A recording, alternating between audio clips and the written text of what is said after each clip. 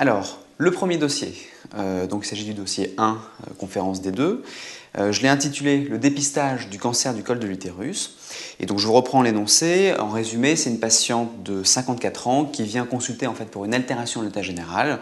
Et elle vous dit avoir eu quelques petits saignements en provenance du vagin depuis quelque temps. Alors, elle vous dit avoir dans ses antécédents une fille de 20 ans où tout s'était bien passé et ne pas avoir de suivi gynécologique depuis l'accouchement, c'est-à-dire depuis 20 ans. Donc, je vous aide, je vous dis qu'à l'examen au spéculum, vous voyez en effet qu'il y a une masse bourgeonnante qui vient du col et qui saigne, et que vous suspectez donc fortement tous, vous l'avez bien compris, un cancer du col de l'utérus.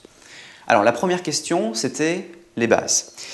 Est-ce que vous savez, est-ce que vous connaissez les modalités du dépistage du cancer du col de l'utérus en France? Voilà, avant que ça devienne symptomatique chez cette patiente. Alors la réponse, c'était assez simple, c'est un examen qui s'appelle le frottis cervico-vaginal, je pense que vous connaissez tous, qui doit se faire au cabinet du gynécologue en ville. On le propose en France de 25 ans à 65 ans pour toutes les femmes qui ont eu, une fois, des rapports sexuels. Les deux premiers frottis se font donc à 25 ans, puis un an plus tard à 26 ans. Et si jamais ces deux frottis sont normaux, dans ce cas-là, on proposera le suivi tous les 3 ans, en cas de normalité. C'est bien clair? On m'a posé une question qui était, est-ce qu'une femme qui est vierge doit avoir des frottis cervico-vaginaux? La réponse est non. Le frottis cervico-vaginal à la recherche du dépistage du cancer de l'utérus, du col de l'utérus, s'adresse uniquement aux patientes qui ont déjà eu des rapports sexuels, même il y a très longtemps, parce que vous le verrez dans la question 2, mais le cancer du col de l'utérus est lié à un virus, HPV, Human Papilloma Virus, qui se transmet par les rapports sexuels, et c'est lui qui entraîne les lésions cancéreuses. Donc en fait, les patientes qui n'ont jamais eu de rapport sexuel, ça ne sert à rien de leur faire le dépistage, elles ne risquent pas de l'avoir. D'accord ? La question 2, c'était quelle était l'étiologie du cancer de l'utérus, du cancer du col de l'utérus? Je vous ai répondu, c'est le HPV, Human Papilloma Virus. Alors il y en a plein de types différents. Les plus importants à connaître sont le 16 et le 18. Et ça, je pense que c'est très important à connaître parce que ça fait partie des mots-clés, à mon avis, pour les réponses pour l'internat. Bien sûr, il y en a d'autres, mais le 16 et le 18 sont les plus oncogènes. Ils se transmettent par voie sexuelle. Donc toute patiente, jeune femme, qui a des rapports sexuels, va être en contact avec le HPV, le Human Papilloma Virus. Et on sait même que plus de 50% des jeunes femmes qui ont eu des rapports sexuels, dans les 4 ans, plus de 50% d'entre elles sauront ou auront été en contact avec le HPV. Heureusement, la plupart d'entre elles l'élimineront spontanément et n'auront pas de lésions cancéreuses. D'accord ? Question 3. Je vous demandais, en cas de frottis cervico-vaginal anormal, donc la patiente vient faire son dépistage, tout est normal, on fait le dépistage et on voit que le frottis est anormal. On propose de réaliser une colposcopie, ça je vous le dis. Et donc moi je vous demandais quel était l'intérêt de cet examen et comment ça se passait. Alors la colposcopie, en fait c'est assez simple, c'est aussi un examen qui se réalise au cabinet du gynécologue. La patiente vient, on l'installe en position gynécologique, donc les jambes écartées, les fesses au bord de la table, on met un spéculum, et là on regarde le col de la patiente. Je vous ai dit que le frottis c'est un examen de dépistage, ça veut dire qu'on a vu une lésion qui n'apparaissait pas encore visuellement, d'accord ? Donc en fait on va essayer de regarder au niveau du col, avec différents instruments, si jamais il n'y a pas des lésions précancéreuses qu'on pourrait repérer. Alors pour ça en fait la patiente donc, est devant vous en position gynécologique, vous avez une grosse loupe, c'est pour ça que voilà, une grosse loupe qu'on met donc devant le col de la patiente, et on va regarder si jamais on voit des toutes petites lésions. Pour ceci, on va s'aider d'abord de sérum physiologique qu'on va appliquer avec une petite compresse sur le col, on va nettoyer, et on va regarder si jamais il y a des anomalies de petits vaisseaux qui ont des petites ramifications anormales pour voir si jamais il y a des petites perturbations à ce niveau-là. Après, on va appliquer de l'acide acétique. L'acide acétique, c'est une solution aussi transparente que l'on met sur une compresse. On va en imbiber le col de l'utérus de la patiente et on va regarder si jamais il y a des zones qui ne seraient pas en train de blanchir. Et les zones qui sont en train de blanchir, eh bien, ce sont les zones qui justement sont suspectes de lésions précancéreuses. D'accord ? Donc il faudra bien les repérer pour pouvoir après les biopsier. Cet examen à l'acide acétique, il permet aussi en fait de faire précipiter en blanc la zone de jonction entre le col, l'endocole et l'exocole, parce qu'on sait que c'est à ce niveau-là en fait, qu'il va y avoir les lésions précancéreuses, qu'elles vont se constituer. Et donc en fait, chez toute patiente, normalement, vous allez avoir un petit liseré tout blanc qui va apparaître au niveau du col, en rond, et c'est cette zone de jonction-là que vous devez visualiser. En plus, une fois que vous avez fait appliquer l'acide acétique, vous prenez une autre compresse, vous mettez dessus du Lugol, ou de l'iode, vous l'appliquez cette fois-ci sur le col, donc là ça va colorier tout en marron, donc d'accord, sauf certaines régions qui vont rester claires, qui vont rester roses, comme la couleur du col. Et ces régions que l'on appelle iodo-négatives, parce qu'en fait elles ne prennent pas la coloration de l'iode, donc elles vont être claires par rapport au reste qui va être tout marron, et bien elles, on dit qu'elles sont aussi suspectes de lésions précancéreuses, de dysplasie. Donc une fois que vous avez repéré avec votre grosse loupe et vos différents colorants les régions qui sont anormales, et bien avec une petite pince spéciale, vous les biopsiez. Vous prenez un petit morceau du col, tout petit, un petit fragment, vous tirez d'une façon sec, donc ça enlève un petit fragment tout petit de quelques millimètres, que vous mettez dans le formol et que vous envoyez au laboratoire d'anatomopathologie. Et c'est lui qui vous répondra si, en effet, comme le frottis cervico-vaginal l'avait dit, il y a bien des lésions précancéreuses, et ça va classer ces lésions en normale ou bien néoplasie intracervicale, CIN en anglais, de type 1, 2 ou 3, sachant que 1 étant la moins grave et 3 la plus grave. Ou alors la biopsie pourra même vous dire « Ah, là il y a un cancer ». Et donc la prise en charge découlera de cette analyse-là. Ce qui est très important et ce qui est un mot-clé pour l'internat, je vous le dis, c'est que votre examen à la colposcopie doit être consigné sur un schéma qui doit être daté et signé, où en fait vous dessinez le col, et puis vous marquez, voilà, à telle région, je vais vous le dessiner pour que vous voyez, il y avait une lésion précancéreuse. Donc voilà, vous imaginez que ça, c'est un col, hein, vous avez le spéculum qui est ici, le vagin qui est comme ça vers vous, là il y a le col, là il y a l'orifice cervical, le col en fait c'est un relief, hein, donc il est comme ça, et vous allez voir en fait d'abord la zone de jonction ici à l'acide acétique qui va apparaître blanc, et puis peut-être que vous aurez vu donc une zone de jonction, une zone iodonégative ici, donc qui sera pathologique. Vous allez la biopsier, clac, et vous envoyez au laboratoire. Et sur le dossier de la patiente doit apparaître ce dessin en disant voilà, on a fait une biopsie ici à 12 heures, et puis, mettons si jamais il y avait deux régions, à 6 heures. Et ça c'est important parce que la suite du traitement dépendra de ça pour le chirurgien qui opérera la dame. D'accord ? Voilà. Alors, question 4. Je vous demandais maintenant, citer sans les détailler les différentes options thérapeutiques que l'on peut proposer à une patiente qui a une lésion précancéreuse qui était diagnostiquée à l'examen anatomopathologique. Ça veut dire que c'est une patiente qui a eu un frottis de dépistage, le frottis est anormal, on a donc fait une colposcopie, comme je vous ai montré, on a trouvé des lésions anormales à la colposcopie, donc on a fait la petite biopsie, et on l'a envoyé au laboratoire. Et là, le laboratoire nous dit, voilà, il y a une lésion précancéreuse. Alors, je ne vais pas rentrer dans les détails, parce que pour l'instant, pour DD2, c'est encore un petit peu trop compliqué. Il faudra le savoir par la suite, hein, quand vous serez en D3, D4. Mais en fonction de la gravité, de la sévérité de la lésion, vous pourrez proposer soit une simple surveillance, parce qu'on sait que des lésions de CIN1, qui sont la moins grave de toutes les lésions, peuvent évoluer favorablement et disparaître spontanément. Donc ça ne sert à rien de les surtraiter. En revanche, une surveillance sera indispensable. D'autres lésions peuvent être un petit peu plus dangereuses, par exemple les CIN3, et dans ce cas-là, là on propose à la patiente de retirer le bout du col qui est pathologique, en fait par une intervention chirurgicale qu'on appelle une conisation. Pourquoi conisation? C'est parce qu'en fait on enlève un petit bout du col où il y a la lésion, et en fait le prélèvement aura la forme d'un cône, et c'est pour ça qu'on appelle ça conisation. Si jamais la patiente a une lésion CIN1, comme je vous avais dit tout à l'heure, et qu'elle ne préfère pas être surveillée ou que vous avez des doutes quant à la qualité de sa surveillance sur le fait que peut-être qu'elle ne reviendra pas vous voir, vous pouvez proposer une destruction par le laser des cellules du col qui étaient suspectes. Bien sûr, il faudra la surveiller ultérieurement, mais peut-être avec une fréquence un petit peu moins élevée que si jamais vous n'avez pas fait destruction laser. Donc une patiente qui a une lésion précancéreuse, en fonction de la sévérité de la lésion, soit vous la surveillez simplement, soit vous faites une destruction laser, soit vous faites une conisation. Question 5. Donc là maintenant, on revient à notre patiente. D'accord ? Cette patiente de 54 ans qui n'a pas eu de dépistage du cancer du col de l'utérus parce qu'elle ne s'est pas fait suivre par son gynécologue. Elle vient vous voir 20 ans plus tard après avoir couché parce qu'elle a une grosse masse bourgeonnante au niveau du col de l'utérus. Donc là, vous suspectez un cancer. Vous pratiquez donc une biopsie de cette lésion directement, hein, vous prenez dans la masse qui saigne et vous l'envoyez au laboratoire.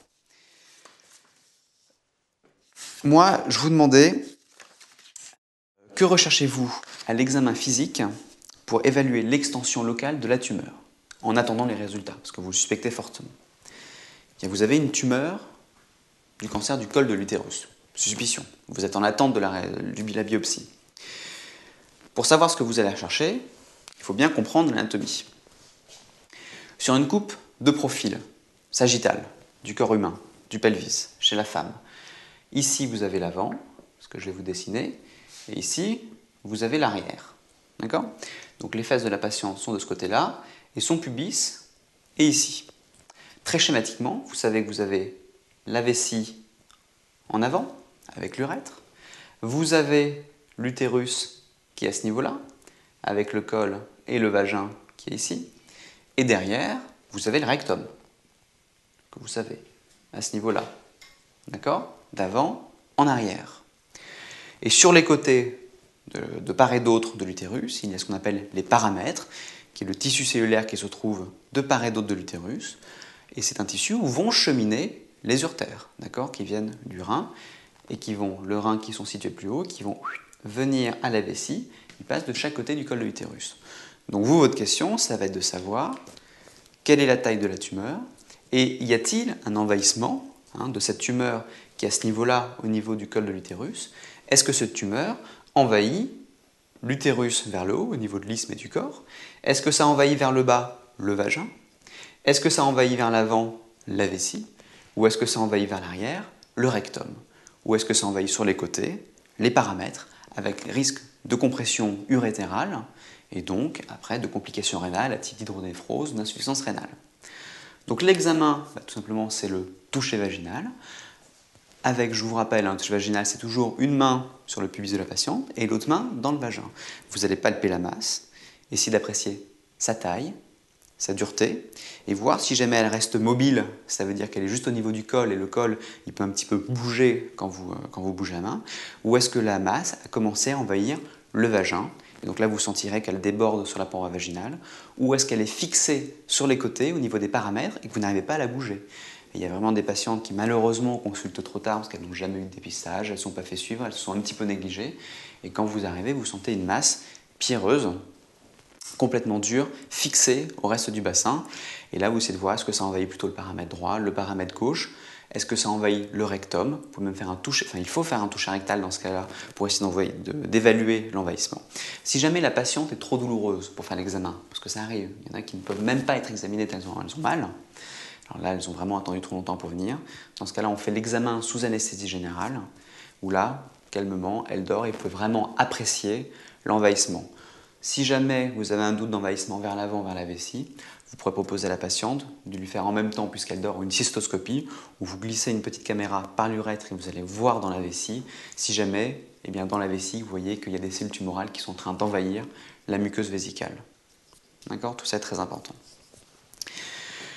Alors maintenant, je vous disais dans la question 6 que la masse, justement, elle est très dure et qu'elle semble fixée. Elle semble fixer et envahir les paramètres. C'est-à-dire que vous avez l'impression quand vous examinez que ça part un petit peu sur le côté pour envahir les tissus avoisinants. Vous l'hospitalisez, bien sûr, vous n'allez pas la laisser rentrer ses gels dans ce contexte-là. Donc vous l'hospitalisez pour essayer de faire le bilan.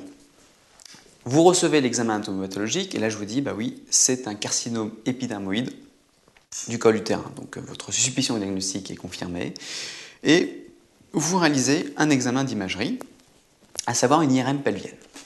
Je vous rappelle que l'IRM pelvienne est bien plus appropriée que le scanner pour apprécier ce genre de lésion, puisque le bassin osseux fait obstacle à tous les rayons X et généralement fait de grosses interférences, alors que l'IRM, elle, a une très bonne résolution, une très bonne qualité d'image pour interpréter les organes au niveau du pelvis.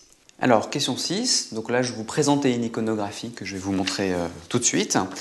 Donc c'est celle-ci que vous devez avoir sur vos écrans, donc je vous la remets pour vous l'interpréter. Et donc je vous demandais, qu'est-ce que c'était que cette imagerie? Alors, pour commenter une imagerie, pour l'internat ou même pour vous dans votre métier de médecin, il faudra toujours repenser à quel type d'examen il s'agit avant de le décrire. Il s'agit ici d'une IRM pelvienne. Hein. Vous voyez donc ici que c'est une coupe sagittale, ça veut dire que la patiente a été coupée comme ça de profil, sagittale médiane, où on voit les dernières vertèbres lombaires, le sacrum, le coccyx. Vous voyez ici la symphyse pubienne, la vessie avec l'urine à l'intérieur, l'utérus, le rectum qui est derrière, et puis le col de l'utérus à ce niveau-là. Donc il fallait dire que c'est une IRM pelvienne, en coupe sagittale médiane. Et en IRM, c'est toujours très important de dire de quelle séquence il s'agit. Là, il s'agissait d'une séquence T2, une pondération T2. Pourquoi? Parce que le liquide qui est dans la vessie est blanc, donc c'est du T2. C'est la même chose qu'en neurologie, où vous voyez le liquide céphalospinal qui est blanc, c'est du T2. C'est pareil, au niveau du pelvis, vous prenez comme image tout ce qui a du liquide, ici en l'occurrence la vessie. Qu'est-ce qu'il fallait voir? Donc là, je vous ai pris une image qui était très, très marquante, c'est qu'il y avait une grosse masse à ce niveau-là, au niveau du col de l'utérus. Là, vous avez le corps de l'utérus, l'endomètre qui apparaît aussi en hypersignal, comme la vessie, et là, cette masse pelvienne que je vous avais mesurée à 6 cm. On a l'impression de voir, mais alors ça c'est très difficile à dire, je vous le dis parce que la patiente où j'avais pris, parce que cette patiente que je vous décris existe, et on a l'impression qu'il y a un envahissement à ce niveau-là postérieur au niveau du rectum, et que la vessie, elle, ne semble pas envahie. Mais ça c'est difficile à dire juste sur une image, c'était juste un exemple pour vous le montrer. Donc maintenant je vais revenir à la question suivante. Question 7. Au final, je vous dis donc qu'il s'agit d'un cancer du col de l'utérus. Vous aviez eu dans la réponse précédente le type histologique, le carcinome épidermoïde, avec une masse très très importante. Et je vous dis que la patiente est métastatique, malheureusement.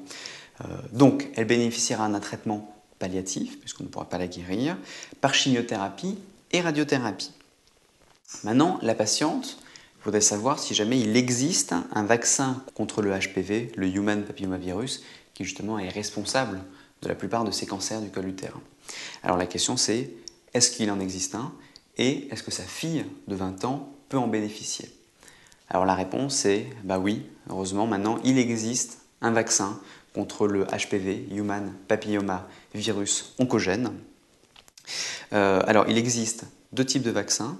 Il existe le Gardasil qui est efficace, qui vaccine contre 4 types de HPV, qui sont les 6, 11, 16 et 18, sachant que les oncogènes c'est 16 et 18, et que les numéros 6 et 11 sont bénins et entraînent plutôt des condylomes.